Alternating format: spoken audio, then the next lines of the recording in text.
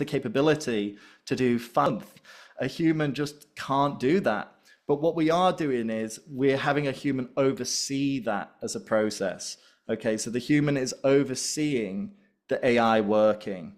A human is in the process, but as the manager of the AI. And I think that's the difference. If you're using the AI is still very much assistant. So you're at the assistant stage of the AI cycle. What we're trying to do is completely automate the process, then completely automate the workflow, then integrate all of those workflows to have a more or less hybrid automated business where you as a manager can oversee or you can change and modify the prompt in those agents. Actually, just a quick point to that, if we jumped back into here, you can see that we have the AI agent prompt, and we could actually change the way that this AI agent responds on the channel from inside Airtable. And the way that we can do that is inside these agents, which is a different example that I might jump to in a moment, you can see in here, we're able to interlink the Airtable with the OpenAI. So this is where it says system prompt, and here you can see user prompt, and that aligns with the system prompt and the user prompt from the Airtable. And all we're doing is extracting that information from Airtable and then adding this into the prompt interface on make.com. Like I said, it sounds probably easier than it looks. A lot of stuff. I'm curious if someone wanted to get started in learning this process, learning some of these cool tools, what are the best resources they can go to? YouTube.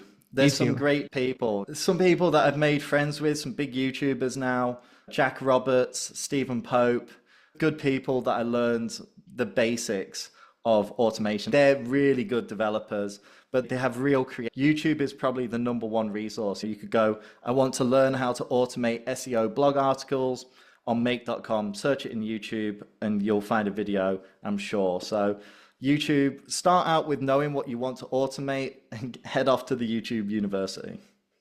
Absolutely. And the last question is, what's the most proud project or initiative you've built with AI in your automation? That's a great question. I always like the simple stuff. So like email responders and things like this. But we do have a bit of an edge case. I'm going to quickly flash this in the pan. This actually is the research agent for this edge case.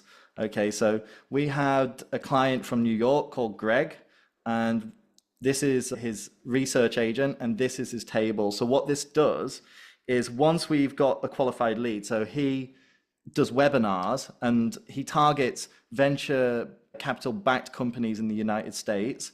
Once they've said something positive, we're able to scrape the information, all these different data points from their LinkedIn profile, their company website, their trajectory, their personal language, their network signals, all this comprehensive research about the company that again is done by Perplexity, tons and tons of different data points to then craft this like really personalized message. You can see here, I don't know what they do, but from a single truck to a broad fleet and 2 million square foot of warehousing. Now it's got this because it's able to research around that company, and it can create these like incredibly personalized emails because it has so much data points. Now Greg is getting a response 1 in every 15 to 20 emails. It's not super cheap. It's not cheaper than Clay, but it is incredibly effective because it feels somebody's really done their research, but it takes the agent about 10 minutes to write 3 emails.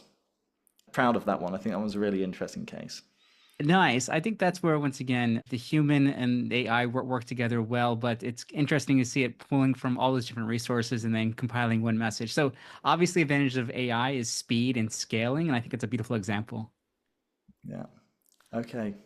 Awesome. Jake, thank you so much for coming to the show. I'm blown away. Like I said, there's a lot of experts online talking about AI, but this is, once again, brought it all to light. So I really appreciate you coming on and sharing your experience with us. It's been wonderful to be here. Joe, so much. Thank you. The gratitude for inviting me on, giving me the opportunity, and I'll definitely see you in person. We keep crossing paths, so Yes, I look forward to that. Absolutely. And for everyone watching or listening to today's episode, you got to share this with your friends. So many good insights if you want to learn about AI and automation. So please check it out and feel free to share it. And we'll see you on the next episode.